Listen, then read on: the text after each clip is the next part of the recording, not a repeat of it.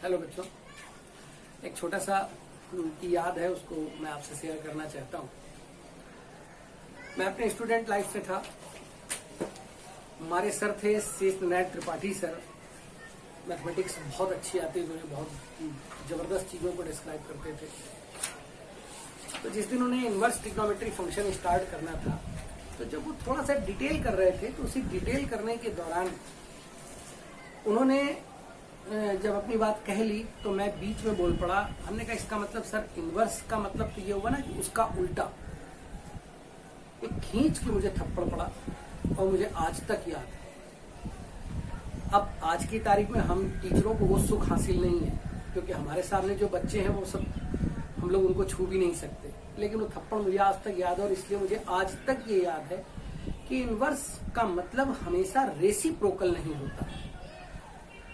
और इस कारण से ये चैप्टर ऐसे कुछ स्टार्ट करा जाना चाहिए कि पहले हमको ये समझना चाहिए कि हम किसी फंक्शन, पहले नंबर पे फंक्शन क्या होता है, फिर उसके बाद उस फंक्शन के इनवर्स का मतलब क्या है। मैं पूरी चीजों को, मुझे लगता है इस पूरे टॉपिक को, क्योंकि मैं छोटे छोटे लेक्चर बनाता हूँ, तो मुझे लगता है कि इस पूरे टॉपिक को मैं 5 पार्ट में कवर कर पाऊंगा।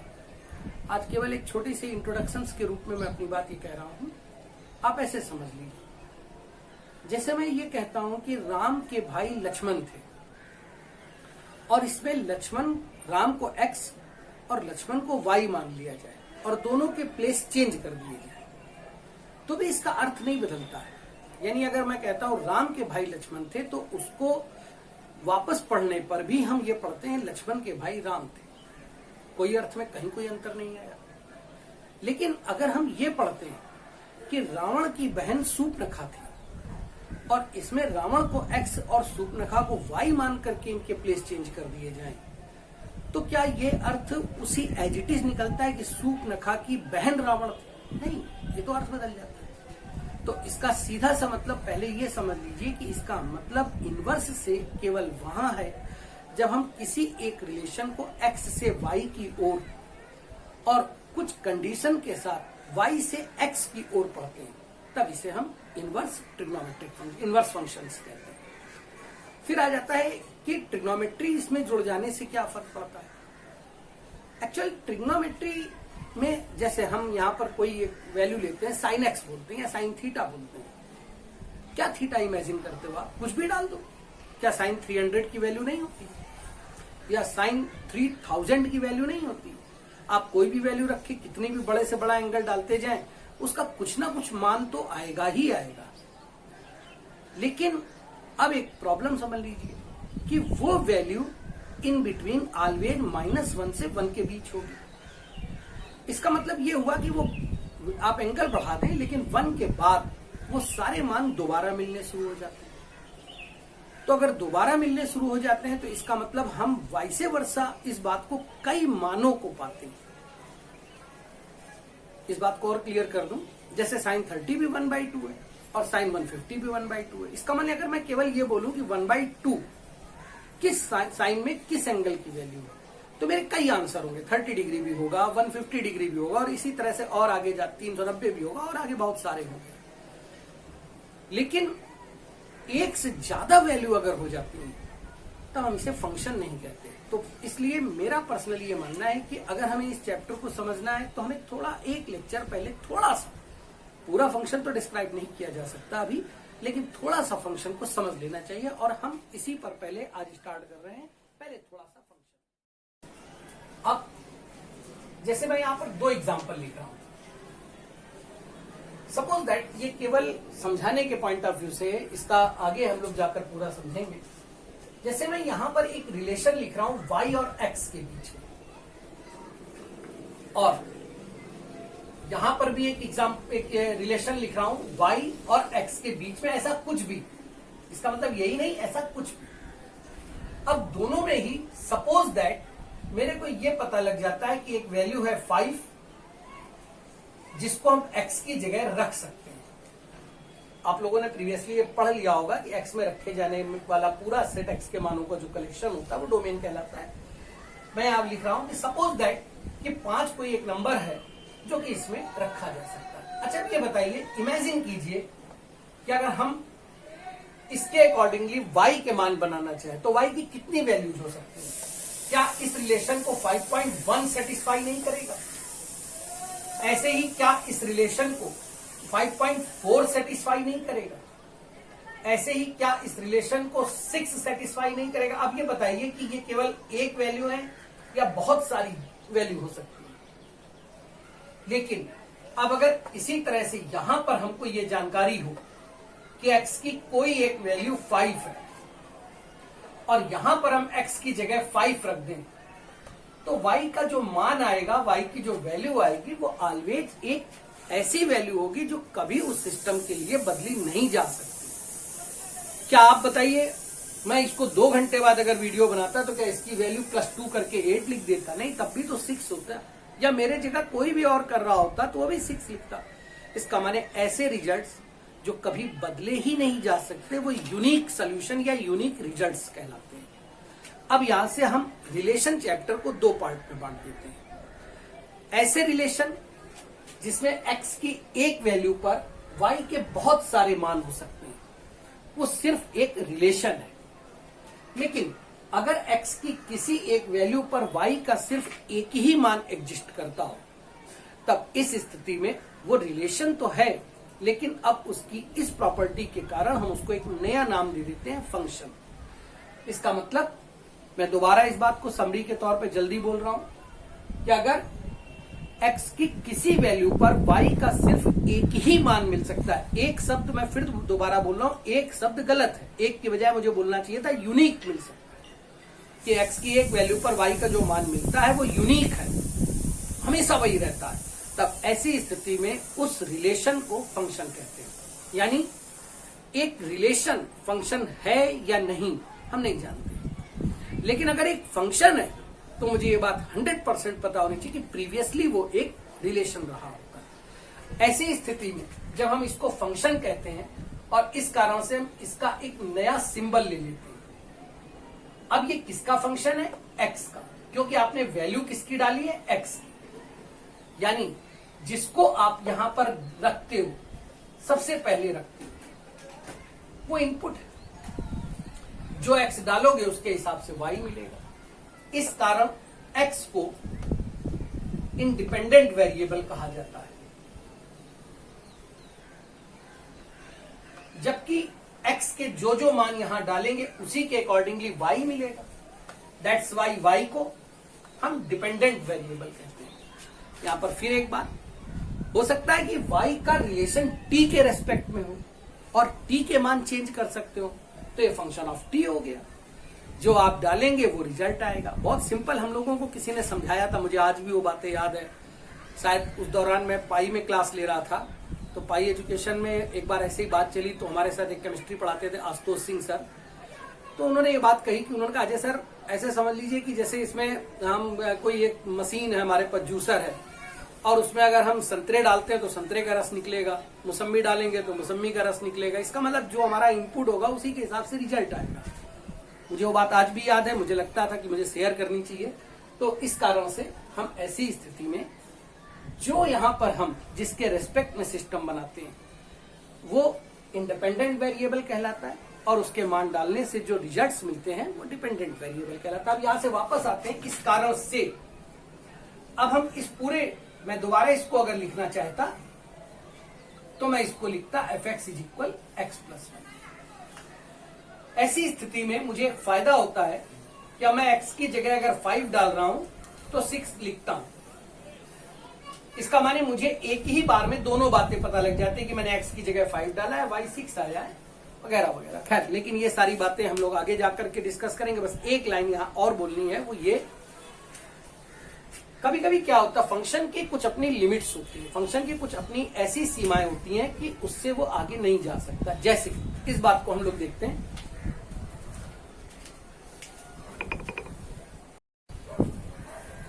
जरा एक और बात को यहां पर क्लियर कर दें कि सबसे पहले जब आप किसी चीज को एक फंक्शन कहते हैं, यानी फंक्शन ऑफ एक्स, तो इसका एक सिंबल होगा और वो हो गया f(x)। ये जो f(x) है, इसी के रिजल्ट को हम y कहते हैं, लेकिन ये y तब कहेंगे जब वो एक यूनिक वैल्यू रखता है। इसका माने हम इसको, अब जरा एक और बात यहाँ ध्यान दे लें, एक छोटी सी बात और पूछनी है। अच्छा बताइए, आपके सामने एक किसी भी ग्लास में या कप में कोई एक ऐसा मैं ड्रिंक ला के रख दूं, ऐसा कोई पीने वाली चीज ला के रख दूं जो आपको नहीं पता कि ये क्या है, आप नहीं जानते ये चाय है, कॉफी है, दूध है, मिल्क शेक है, कुछ नहीं पता, आप उसको अजीब सा देखते हैं, अजीब सा कलर देखते हैं, क्या करते हैं आप? क्या आप पहले पूछते नहीं कि ये क्या है? अंडरस्टूड है क्योंकि वो डिफाइन नहीं है, और जब तक वो चीज डिफाइन नहीं है तो आपको पता नहीं है कि उसमें क्या डाल करके उसको बनाया गया है। इसका मतलब आपको उसका इनपुट नहीं पता है। और यहीं से एक बात क्लियर होकर के आती है कि हमने शुरू में पढ़ा था कि वाई यूनिक होना चाहिए। जैसे हमारे सामने मैंगो शेक आता है, हम उसका ग्लास देखते हैं, हम उसमें पड़ी हुई चीजों को देखते हैं और तुरंत ये कह देते हैं कि अच्छा मैंगो शेक है। मैं कहता हूं हाँ पीता हूं, ला दे दो, नहीं पीता हूं, नहीं चाहिए। लेकिन हम उसको देख करके जान जाते हैं, हम पूछते नहीं है कि ये क्या है, क्योंकि वो डिफाइन है, क्योंकि उसको उसका वाई जो है वो क्लियर है कि ये ऐसे ही है। बिल्कुल इसी प्रकार से यहां से एक बात निकल करके आती है, जब हमने शुरुआत में पढ़ा कि वाई हमेशा डिफाइन और यूनिक होना चाहिए। क्या एक्स डाला गया है वो भी हमको बता देता है कि ये चीज बन करके आएगी। इस कारण हम यहां सबसे पहले एक बात और जान लें कि एक फंक्शन जो होता है वो ऑलवेज एक डिफाइन वैल्यू होती है। इसका मतलब क्या हुआ, हम कभी ऐसी चीजों को एज वाई के रिजल्ट के रूप में नहीं ले सकते जो कि यूनिक ना हो, एक से ज्यादा वैल्यू आ रही हो, या जिसको डिफाइन करना पॉसिबल ना हो। जैसे आप इसको सिंपल ऐसे लिख लीजिए कि एक फंक्शन कभी इमेजिनरी नहीं हो सकता, इसी तरह से एक फंक्शन के रिजल्ट्स कभी अनडिफाइंड नहीं हो सकते, जिसको हम सिंपली इनफाइनाइट लिखे दे रहे हैं, अनडिफाइंड। या इसी तरह से एक फंक्शन में वो रिजल्ट कभी शामिल नहीं हो सकते जो कि इनडेटर्मिनेट हो।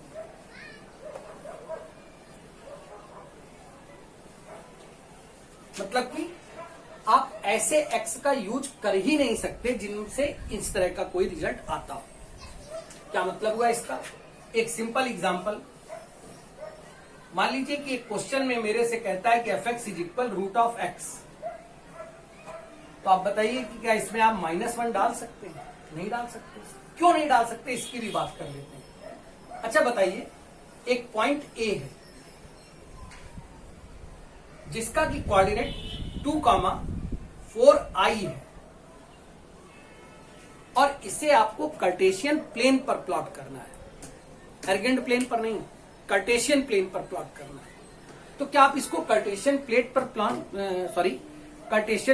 प्लॉट कर सकते हैं? नहीं कर सकते, क्योंकि आपको आई यानी इमेजिनरी वैल्यू पता ही नहीं है, तो आपको मालूम ही नहीं कि ये पॉइंट कहां होगा। और अगर ये पॉइंट ही नहीं पता हुआ, इसका माने वाई डिफाइन नहीं है, और वाई डिफाइन नहीं है तो हम इसको कभी एक फंक्शन की तरह नहीं ले सकते। तो वापस आ जाइए, हम लोगों ने क्या पढ़ा कि एक फंक्शन में ऐसे एक्स हम कभी नहीं ले सकते जिनको लेने से उसके रिजल्ट्स, वाई के रिजल्ट्स इमेजिनरी हो, इनफाइनाइट हो या इनडिटर्मिनेट हो। तो यार बताओ, इसमें क्या क्या एक्स डाल सकते हैं? ऑब्वियसली वो सारे एक्स डाले जा सकते हैं जो कि 0 या 0 से बड़े हो। इसका मतलब जैसे ही आप 0 से नीचे कोई वैल्यू डालते हो वो नेगेटिव हो जाती है, और नेगेटिव वैल्यू हम यूज नहीं कर सकते। इसका मतलब ये हुआ कि अब मैं इसको एक सेट की तरह लिखूं। मैं दोबारा पूछ रहा हूं आपसे, क्या मैं इसको एक सेट की तरह लिख सकता हूं? नहीं, क्योंकि 0 के बाद मेरे को अगला नंबर नहीं पता है, क्योंकि मैं कह रहा हूं 0 से बड़े सारे नंबर, यानी मैं 0.1 भी डाल सकता हूं, 0.01 भी डाल सकता हूं। इसलिए मैं यहां पर ऐसी स्थिति में इस तरह से भी इसको लिख सकता था, x belongs to all positive real. अब दोबारा फिर मैं ये बात इसको बता दूं, इसका माने क्या इस पे सारे x डाले जा सकते थे? नहीं डाले जा सकते। तब x का कलेक्शन डोमेन कहलाता है। आप ये लेक्चर देख लीजिए, और आपको अगर इसके जो भी चीजें आपको पीडीएफ में चाहिए, आप उसको जब कमेंट बॉक्स में लिख देंगे तो आपको पीडीएफ में इसका पूरा एक तरह से मैटर मिल जाएगा, जिसको आप आराम से कॉपी कर सकते हैं, आप नोट कर सकते हैं। तो यहाँ पर हम लोग केवल कम समय में ज्यादा सी चीजें बताने के लिए नोट करने का टाइम नहीं यूज कर पाते, प्लीज ध्यान दीजिए। मैं दोबारा बता रहा हूं, यानी डोमेन क्या है? इन सिंपल, डोमेन है collection of x where y is defined. इसका मतलब ऐसे सारे एक्स का कलेक्शन जिसको रखने से वाई के मान यूनिक हो और मिलते हो, तब इस स्थिति में उसे हम उस पूरे सेट को डोमेन कहते हैं। अब जैसे एक एग्जांपल यहां पर मैं और कर रहा हूं, मान लीजिए F x is equal 1/x होता या 1/x - 1 होता, तो आप बताइए क्या इसमें 1 डाला जा सकता था? नहीं, क्योंकि इनफाइनाइट हो जाता। लेकिन क्या 1 के अलावा सारे नंबर नहीं डाले जा सकते? डाले जा सकते हैं। तब ऐसी स्थिति में अगर मैं आपसे पूछता डोमेन क्या है, तो आप मुझसे कहते ऑल रियल नंबर, लेकिन उसमें से 1 हटा दें, तब ये उसका डोमेन हो गया। इन समरी बहुत जल्दी इस वाले पार्ट में बात की जाए। हम लोगों ने ये स्टार्ट लिया कि सबसे पहले रिलेशन को 2 पार्ट में बांटा। ऐसे रिलेशन जो एक्स की एक वैल्यू पर वाई के 1 से ज्यादा मान दे देते हैं, लेकिन दूसरा पार्ट एक्स की किसी एक वैल्यू पर वाई अगर यूनिक है, यानी ये 2 पार्ट हो गए।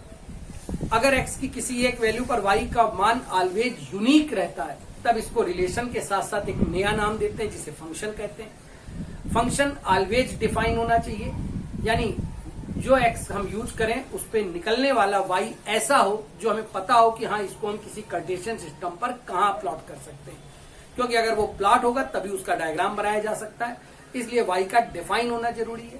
दैट मीन्स एक फंक्शन हमेशा डिफाइन होना चाहिए। तो इसको उल्टे शब्दों में कैसे समझा जाए? फंक्शन के वो एक्स नहीं ले सकते जिनको रखने पर वो इमेजिनरी हो, इनफाइनाइट हो या इनडिटर्मिनेट होता हो। ऐसी स्थिति में हम अगर इस बात को देखें तो हम सारे एक्स लेंगे या नहीं लेंगे ये श्योर नहीं हो सकते। तब इस स्थिति में उन मानों एक्स के उन मानों का कलेक्शन जिनको लिया जा सकता है, उस पूरे सेट को डोमेन कहा जाता है। और ऐसे ही जब एक्स के मान हम रखते हैं तो उनसे जो वाई के मान मिलते हैं उनका कलेक्शन रेंज कहलाता है। इसका मतलब यहां से अब अगर हम इनवर्स ट्रिग्नोमेट्रिक फंक्शन शुरू करें तो थोड़ा सा पहले ट्रिग्नोमेट्री का टच, फिर उसके बाद इनवर्स का।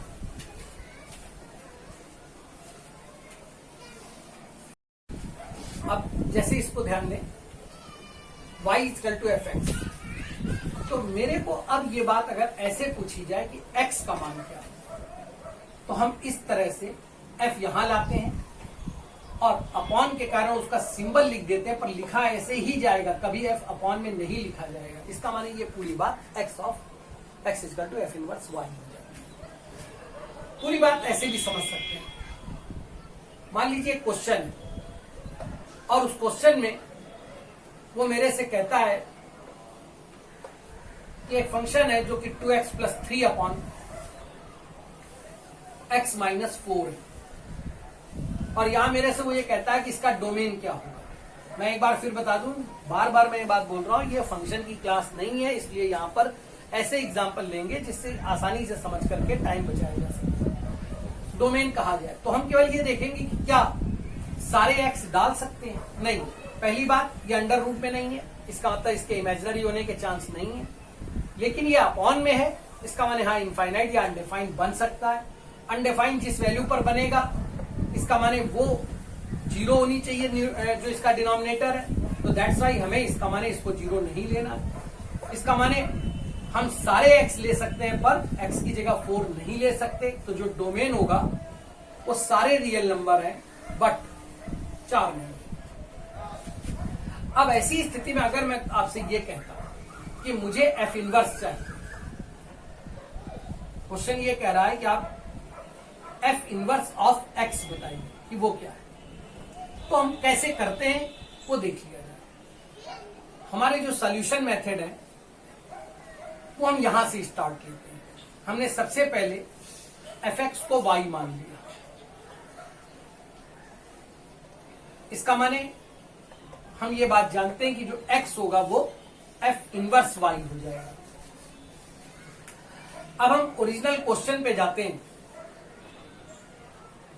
और उस क्वेश्चन के अकॉर्डिंगली fx की जगह यहां y रख देते हैं। Then y is equal 2x plus 3 upon x minus 4। इस रिलेशन से अब हम इतना करते हैं कि x का मान निकालते हैं, लेकिन इन टर्म ऑफ y, यानी जो मुझे y से x दिख रहा है, y से x दिख रहा है, उस रिलेशन को हम x से y की ओर कैलकुलेट कर देते हैं। कैसे? क्रॉस मल्टीप्लाई किया, xy minus 4y is equal 2x plus 3। पूरा x एक तरफ लाए और y को दूसरी तरफ। तो हमें यहां पर क्या करना चाहिए, क्या कर लें हम लोग? अगर हम 4y को उधर लें और 2x को इधर लें, तो ये xy minus 2x is equal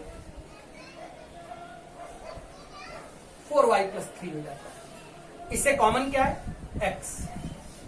अगर हम x कॉमन ले लेते हैं तो हमारे पास बचता क्या है ब्रैकेट के अंदर? y minus 2। हमें जरूरत है x की, यहां प्लीज ध्यान दीजिएगा, यानी x इज इक्वल क्या हो जाता है? 4y plus 3 upon y minus 2। अब लास्ट में ये x किसके इक्वल था? यानी क्या हम x की जगह f इनवर्स y लिख सकते हैं? तो ये f इनवर्स y हो जाता है 4y plus 3 upon y minus 2। अब लास्ट बात ध्यान दीजिए, y माइनस 2। यहां पर ध्यान दीजिए कि आपको फंक्शन में ये पढ़ाया गया होगा कि फंक्शन एक सिस्टम होता है। अगर आप f of x is equal x plus 1 देख रहे हैं या f of t is equal t plus 1 देख रहे हैं, दोनों में ही उसके इंडिपेंडेंट वेरिएबल x की जगह 1 और t की जगह 1 डाला जाए तो जो RHS आएगा वो सेम आएगा। इसका मतलब फंक्शन एक सिस्टम होता है, वो वेरिएबल पर डिपेंड नहीं करता कि x लिखा है तो क्या होगा, t लिखा है तो वो डिपेंड करता है कि उस सिस्टम का वेरिएबल क्या है। तो इसलिए अगर हम x को हटा करके उस सिस्टम में t डाल दें तो भी उसके फंक्शन के सिस्टम पर या उससे निकलने वाली y की वैल्यूज पर फर्क नहीं पड़ता है। और इसी प्रिंसिपल को हम यहां यूज करते हैं। इसका माने अगर वेरिएबल बदल भी दिया जाए तो कोई फर्क नहीं पड़ता है, यानी y की जगह x डाल दिया तो ये बन जाता है 4x plus 3 upon y minus 2। और इस तरह से हम किसी एक फंक्शन का इनवर्स निकाल देते हैं। बच्चों आप कैलकुलेशन जरूर चेक करते रहिए, क्योंकि अभी भी मैंने जब इसको रब कर रहा था तो मैंने ध्यान दिया कि मैंने सिस्टम को f इनवर्स x बना दिया, RHS के न्यूमरेटर को तो y से x में बदल दिया, लेकिन जो डिनोमिनेटर था वो मैं गलती से y माइनस 2 लिख गया हूं, जबकि वहां पर x माइनस 2 होना चाहिए था। खैर, अब हम 1 मिनट के लिए जरा इस बात को, क्योंकि अब हमको ट्रिग्नोमेट्री को इसमें जोड़ना है, इसलिए कुछ और आना होगा। सबसे पहले हमने ये देखा कि अगर कोई भी एक टर्म एक फंक्शन है तो इसका मतलब उसकी इमेजिनरी या अनडिफाइंड या इंडिटरमिनेट वैल्यू नहीं हो सकती। दूसरी बात, उसमें कभी भी एक से ज्यादा मान नहीं लिए जा सकते।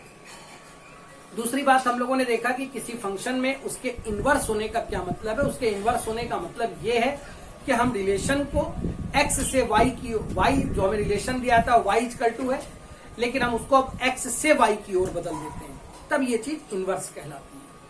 इनवर्स का मतलब उल्टा नहीं होता। जैसे मैं दोबारा बताऊं कि मैंने जो क्वेश्चन बोला था वो पता नहीं, मुझे याद नहीं, लेकिन मैं रफली बोल रहा हूं, शायद मैंने बोला था y equal to 2x plus 3 upon x minus 4 था। मैं यहां फिर से बोल रहा हूं, शायद अभी जैसे मैंने जो क्वेश्चन बोला था वो y equal 2x plus 3 upon x minus 4 था। अब जरा प्लीज ध्यान दीजिए, जब हम लोगों ने इसका इनवर्स निकाला था तो वो क्या आया था? f इनवर्स x आया था 4x प्लस 3, ये 4 उधर गया होगा, इसका माने आया होगा 4x, और ये 3 था ही, इसका माने 4x plus 3 upon x minus 2 में भी पॉसिबल ही आया। यहां से मुझे सिर्फ इतना बताना है कि फिर मैं याद दिला रहा हूं कि मुझे इस बात में थप्पड़ पड़ा था, इसलिए मुझे हमेशा याद रहता है। और वो ये, क्या ये y का उल्टा है? क्योंकि अगर ये y का उल्टा होता तो ये आंसर आना चाहिए था x minus 4 upon 2x plus 3, पर क्या ये वो आया है?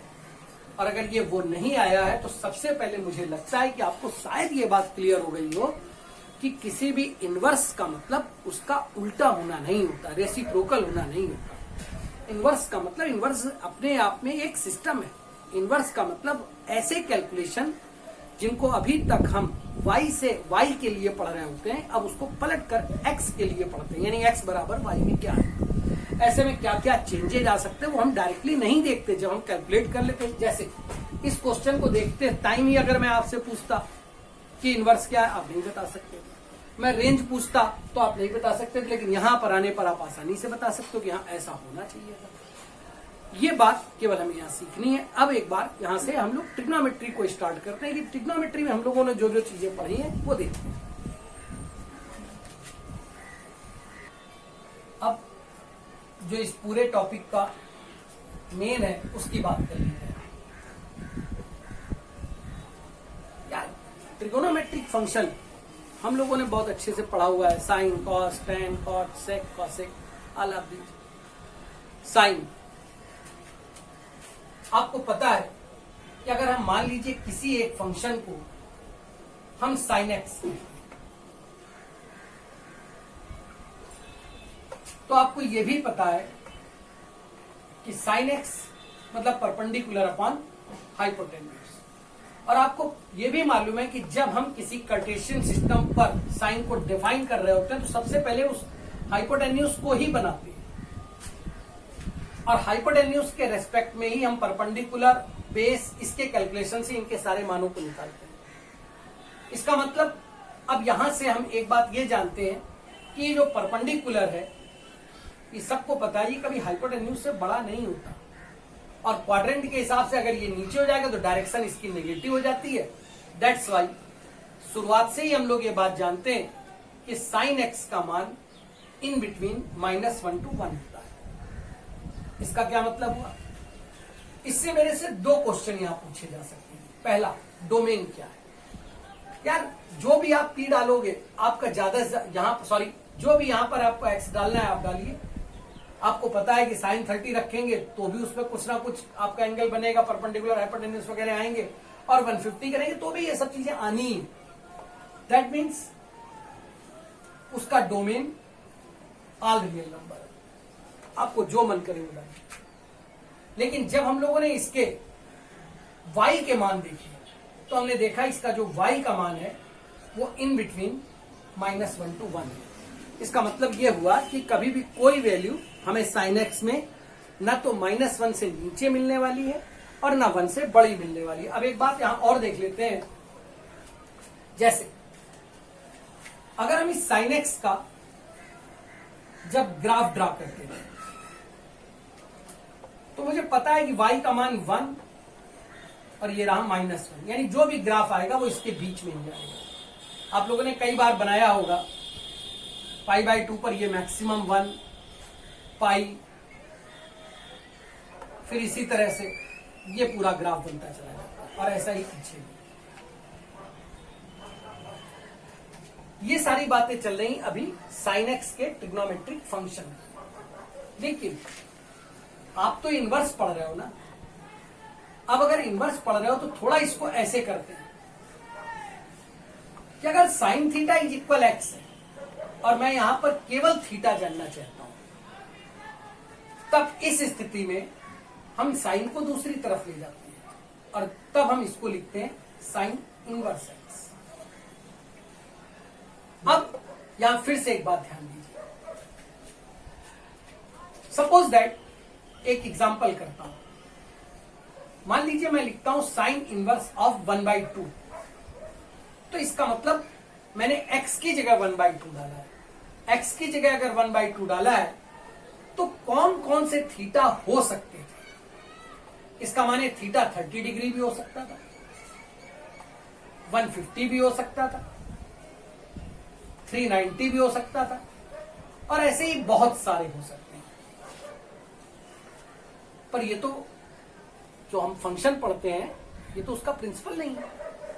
जैसे ही हम यहां पर x की जगह 1/2 डालते हैं तो हम देखते हैं बहुत सारे थीटा एग्जिस्ट करते हैं, और अगर बहुत सारे थीटा एग्जिस्ट करते हैं इसका माने ये एक फंक्शन नहीं हो सकता। तो हमारे लिए क्वेश्चन क्रिएट होता है कि हम क्या पढ़ रहे हैं। हम थीटा की वैल्यू निकालना आपसे पढ़ने को कह रहे हैं, या हम इनवर्स ट्रिग्नोमेट्रिक फंक्शन पढ़ रहे हैं। तो क्योंकि इस चैप्टर का नाम ITF यानी इनवर्स ट्रिग्नोमेट्रिक फंक्शन है। तो सारा फोकस हमारा इस शब्द पे आ जाता है कि इसके सारे बिहेवियर फंक्शन वाली प्रॉपर्टी की होनी चाहिए। तो हम एक से ज्यादा मानों को नहीं ले सकते। ऐसी स्थिति में यहां एक शब्द आता है जिसे हम प्रिंसिपल वैल्यू कहते हैं। प्रिंसिपल वैल्यू का मतलब हुआ केवल ऐसे मानों को कलेक्ट कीजिए जिससे एक से ज्यादा मान दिखते ही ना हो। यानी मैं ये नहीं कह रहा कि 150 मान नहीं होगा, 150 भी होगा, 39 सब होंगे, लेकिन अब हमको एक कैटेगरी सेट करनी होगी और वो कैटेगरी कुछ ऐसे सेट करनी होगी कि हमारे जो रिजल्ट्स हों वो हमेशा एक एक्स डालने पर, यानी अगर मैं 1/2 डालूं तो मुझे सिर्फ उसका एक ही मान मिले। तब हम इसको ट्रिग्नोमेट्री की जगह इसके नाम को इनवर्स ट्रिग्नोमेट्रिक फंक्शन कह देते हैं, क्योंकि अब वैल्यू यूनिक हो गई। कैसे करते हैं इस बात को एक और चीज यहां समझ लें, फिर इसकी प्रॉपर्टीज पर आते हैं। जैसे अभी हमने ये बताया आपको कि अब आपको इसको पलटना है, यानी अगर आप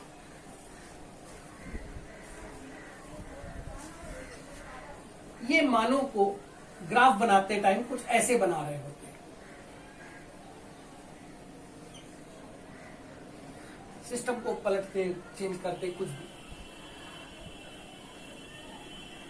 इसका मतलब ये हुआ अब उल्टा सोचते हैं। मैंने अभी भी कहा कि मैं अगर सपोज दैट 1/2 √3/2 ये सब डालूं तो यहां कहीं √3/2 होगा, तो ये मान भी होगा और यार ये मान भी होगा, प्लस इसके ऊपर के भी और मान होंगे, इसके नीचे के भी और मान होंगे। इसका मतलब जैसे ही एक से ज्यादा मान मिल गए हम इसको कभी भी फंक्शन नहीं कह सकते। तब हम इसके आगे जाएं ही क्यों, और अगर हम इसके आगे नहीं जाते हैं तो हमारे ये मान जो यहां के रिजल्ट्स हैं इसका मतलब दोबारा मिलेंगे ही नहीं, तो दो वैल्यू आने का चक्कर ही नहीं रहेगा। ऐसे ही अगर हम इसके नीचे जाएं ही नहीं तो हमें इसके बाद के मान मिलेंगे ही नहीं, और अगर इसके बाद मान नहीं मिलेंगे तो -1 से 1 के बीच कुछ भी आप डालिए, आपके जो रिजल्ट्स आएंगे वो सिर्फ और सिर्फ एक ही यूनिक रिजल्ट्स होंगे, तब वो फंक्शन हो जाएगा।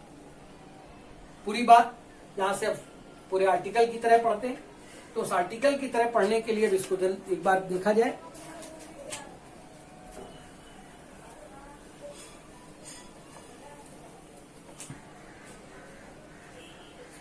जैसे हम लोगों ने यहां से स्टार्ट लिया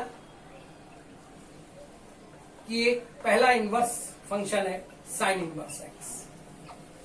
इसका माने आपका जो पहला क्वेश्चन मेरा होगा वो होगा क्या हम इसमें सारे एक्स डाल सकते हैं? नहीं डाल सकते। और ये बहुत सरल है समझना। मान लिया एक्स की जगह 2 डाला, मुझे पता है कि ये थीटा है, इसका मतलब हर इनवर्स एक एंगल होता है, तो मैंने इसको सपोज करो थीटा मान लिया। इनवर्स खत्म किया, इसका माने साइन थीटा इज इक्वल 2 आ गया। और क्या साइन में कभी कोई वैल्यू 2 हो सकती, एक से बड़ी हो सकती? नहीं हो सकती। इसका माने यहां पर हम कभी क्या 2 डाल सकते हैं? नहीं डाल सकते हैं। दैट्स वाई हम ये क्लियर हो जाता है कि यहां की कोई भी वैल्यू कभी 1 से बड़ी या -1 से छोटी नहीं हो सकती, और x के डाले जाने वाले मानों का कलेक्शन डोमेन कहलाता है। यानी साइन इनवर्स x में जिसको हम x की जगह यूज कर सकते हैं वो केवल -1 से 1 के बीच है। अगर कभी किसी क्वेश्चन को सॉल्व करने पर वो 1 से बड़ा होता दिख रहा है तो वो पॉसिबल नहीं है। जैसे मान लीजिए क्वेश्चन में कहीं पर लिखा है साइन इनवर्स ऑफ x² + 2, क्या ये एग्जिस्टिंग है? सोचिए, बताइए। आपको पता है कि ये स्क्वायर है और मैं कह रहा हूं कि x belongs to all real number. इसका मतलब अगर ये x को मिनिमम 0 भी डालेंगे तो ये साइन इनवर्स 2 बन जाएगा। ऐसे ही बाकी हर वैल्यू जो आएगी, यानी जो इसका रिजल्ट आएगा x² + 2 का, वो 2 या 2 से बड़ा आएगा। और अगर यहां पर ये 2 या 2 से बड़ा आ गया तो बात तो वही हो गई। इसका मतलब यहां का ये मान कभी किसी इनवर्स के रिजल्ट्स को शो ही नहीं करेगा। तो इसका मतलब ये जो टर्म है हम इसको साइन इनवर्स के लिए इस्तेमाल नहीं कर सकते। ये केवल आपको छोटी सी बात याद रखनी है कि ऐसे किसी भी क्वेश्चन में सबसे पहली चीज होती है साइन इनवर्स का अगर क्वेश्चन है, x कहां से कहां तक लिया जा सकता है, क्या क्वेश्चन बन सकता है। एक क्वेश्चन करते हैं, जैसे मैं किसी क्वेश्चन में कहता हूं find domain if function fx is equal sine inverse 2x plus 1/3। तो बहुत सिंपल है ना क्वेश्चन, मतलब इस प्रिंसिपल के अकॉर्डिंग मुझे पता है कि ये जो भी मान होगा वो -1 और 1 के बीच में होगा। तो इसका सॉल्व करने का मेथड क्या हुआ, आप पूरा लिखेंगे पहले। अगर आप स्कूल स्टैंडर्ड पर हैं तो आपको ऐसा लिख के दिखाना होगा, लेकिन अगर आप पेपर की तैयारी, जेईई की तैयारी कर रहे हैं तो आपको इसकी कोई जरूरत है, आप डायरेक्ट इसको लिखिए कि आपको पता है कि साइन इनवर्स में 2x प्लस 1/3 की वैल्यू इन बिटवीन -1 टू +1 होती है। यानी ये एक इनइक्वालिटी का क्वेश्चन हो गया। और अगर ये एक इनइक्वालिटी का क्वेश्चन हो गया तो आपको दो सिस्टम करने हैं। पहली बार 2x plus 1/3 it is less than 1, कोई भी एक पार्ट आप पहले ले लो। ये 3 एक पॉजिटिव नंबर है और इनइक्वालिटी में हमने पढ़ा था कि अगर वो पॉजिटिव हो तो आप क्रॉस मल्टीप्लीकेशन अलाउड है। इसका माने क्या, मैं इसको 2x plus 1 is less than 3 बोल सकते हैं। इसका माने क्या, हम 2x इज लेस देन 1 दोनों ओर से सब्ट्रैक्ट कर दिया, 3 - 1 यानी 2 रह गया। इसका माने क्या, हम x लेस देन 1 बोल सकते हैं, यानी जो हमारे x हैं वो 1 से छोटे होने चाहिए। कोई बात नहीं, पर ये आंसर नहीं है वो, इसलिए हमें, अगर मैं केवल इसको आंसर कह रहा हूं और मैं कह रहा हूं x से छोटे सारे मान, तो x से छोटे सारे मान में तो मैं क्या माइनस का 8 डाल सकता हूं। चलिए डाल देते हैं, -8 × 2 -16 प्लस 1। यार कैलकुलेट करोगे, -1 से नीचे होगा नंबर, पॉसिबल नहीं है। या -8 अगर मान लिया तो कोई ऐसा कैलकुलेशन कि हम लोग -30 डाल सकते हैं, आप खुद कैलकुलेट कीजिए, ये पॉसिबल। अब जैसे हम लोगों ने ये पार्ट देखा, इसमें कहा x 1 से छोटा होना चाहिए। अभी जैसे कह रहा था कि इसका मतलब 1 से छोटे होने का मतलब क्या, 1 से छोटे सारे मान ले सकते हैं, नहीं ले सकते। इसका मतलब हम लोग ये शुरू से जानते थे कि अगर साइन इनवर्स है तो यहाँ जो भी लिखा है वो वैल्यू केवल और केवल तब एक्सेप्टेबल है जब वो -1 से 1 के बीच हो। यानी अभी तो हमने एक पार्ट ही किया ना, ऐसे ही अब दूसरा पार्ट कि जब वो -1 से ग्रेटर हो। इसको सॉल्व किया, x की वैल्यू -2 या -2 से बड़ी ना, नंबर लाइन बनाई। नंबर लाइन में पहले वाले मान का एक रफली डायग्राम ड्रा करें कि ये 1 से छोटे, इसका माने 1 से छोटे सारे मान। ऐसे ही x वाले दूसरे वाले पार्ट का -2 से बड़े सारे मान, माइनस यहां पर 1 इंक्लूडेड है यानी डॉट कस के लगा दिया। इसी तरह से इस वाले पार्ट में -2 इंक्लूडेड है, डॉट कस के लगा दिया। अब दोनों में कॉमन, ये दोनों लाइन तो कॉमन है नहीं, इसी तरह से यहां ये दोनों कॉमन नहीं, पर यहां के बीच का हिस्सा कॉमन है। और अगर कॉमन है तो हमारा जो x आएगा, -2 शामिल है, इसका माने क्लोज इंटरवल 1 शामिल है से लेकर क्लोज इंटरवल 1 तक, और ये मेरा आंसर होगा। पहला क्वेश्चन जो कि एक इजी फॉर्मेट में आता है, स्कूल लेवल पे होता है, या कुछ भी लिखा हो, बस आपको ये ध्यान रखना है कि अगर वो साइन इनवर्स x है तो जो x का डोमेन है, x की यानी यहां की जो वैल्यू है वो ऑलवेज इन बिटवीन -1 से 1 के बीच होनी चाहिए। और अगर वो -1 से 1 के बीच है तो हम इसको सिंपल इनइक्वालिटी का क्वेश्चन आता है, या जो भी क्वेश्चन बने उसके अकॉर्डिंगली इसको, जैसे आप कभी कभी 10x लिख देगा या कुछ भी लिख दे, तो हमें ये याद रखना है कि अगर वो 10x भी लिख रहा है तो -1 से 1 के बीच 10 के मान एक्सेप्ट करना है, यानी तब हमें निकालना है कि x कहां से कहां तक होना चाहिए। केवल इतनी सी बात है, और इसी के अकॉर्डिंगली हम लोग डोमेन कैलकुलेट करते हैं। अब जरा एक और रेंज देख लिया जाए, फिर ध्यान दीजिए, हम लोगों ने इसको कहा था कि ये फंक्शन, और जब साइन इनवर्स x के ग्राफ के रूप में इसको डिस्कस किया था तब हमने देखा था कि ये ग्राफ केवल इतना कंसीडर होता है। दैट मीन्स जब हम 1 रखते हैं तो 1 यानी 90 आएगा, और -1 रखते हैं तो -90 आएगा। यानी जो y के मान है वो आप ध्यान दीजिए, वो सारे के सारे केवल -π/2 से π/2 के बीच में, और y के मानों का कलेक्शन रेंज कहलाता है। तो साइन इनवर्स x की एक्सेप्टेबल वैल्यू जो होती है वो -π/2 से प्लस पाई बाई 2 के बीच होती है। एक और बात बता दूं, इसको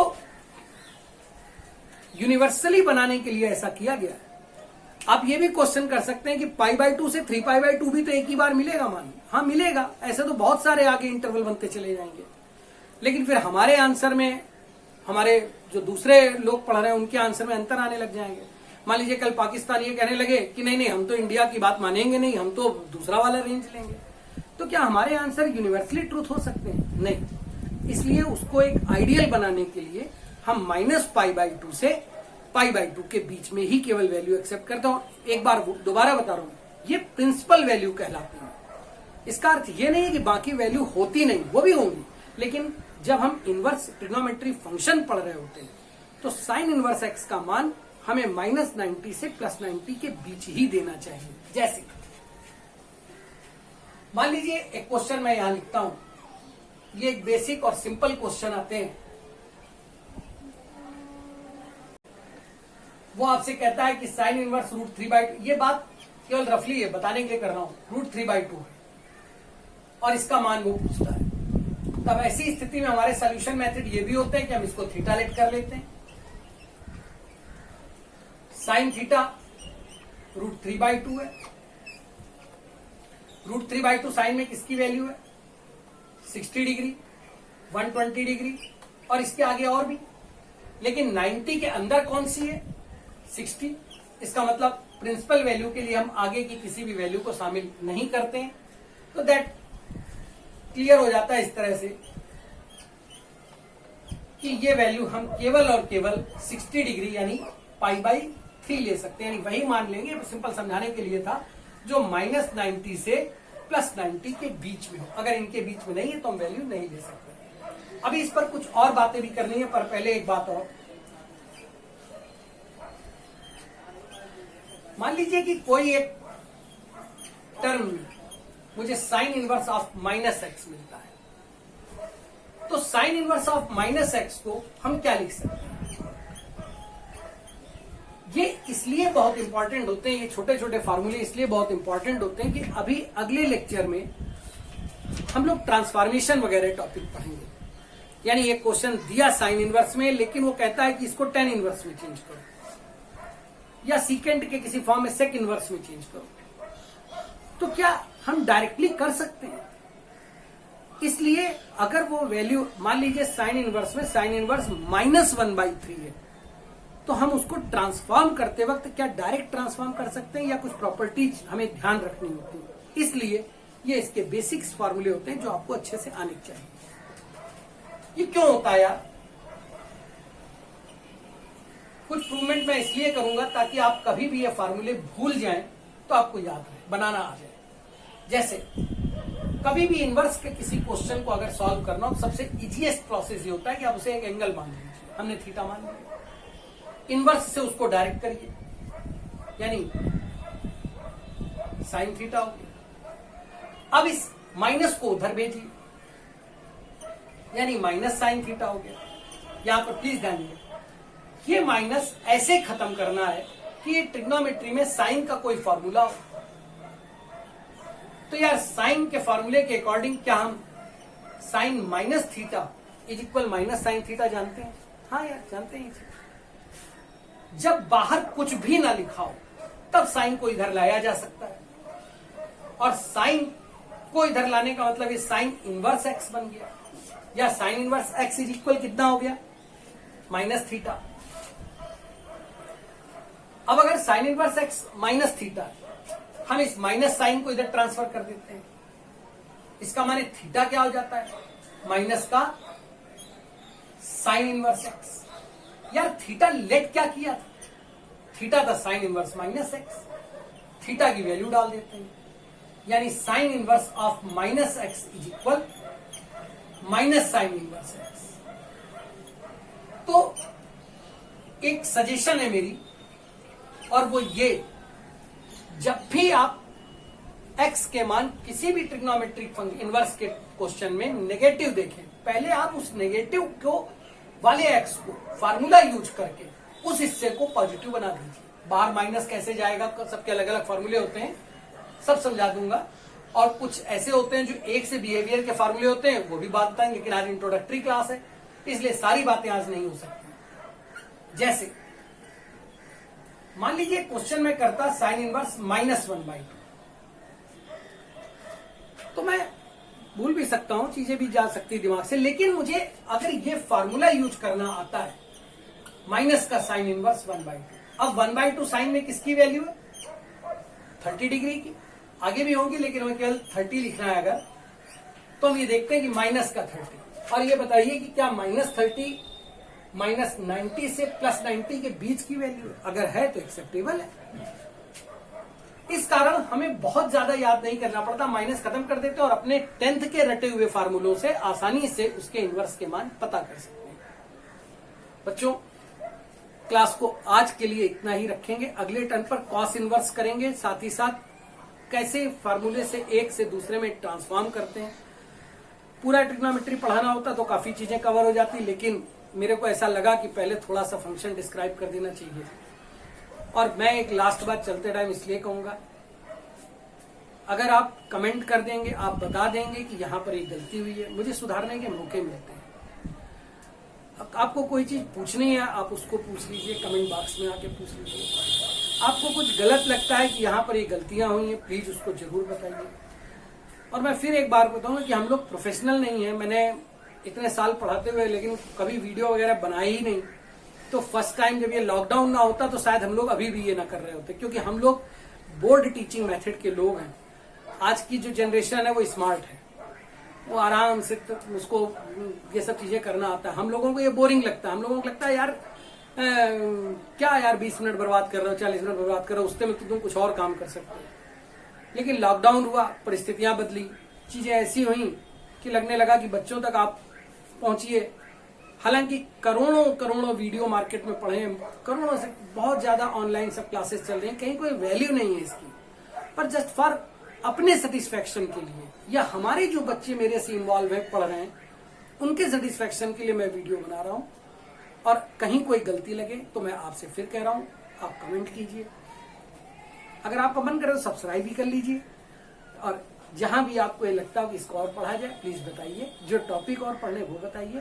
थैंक यू।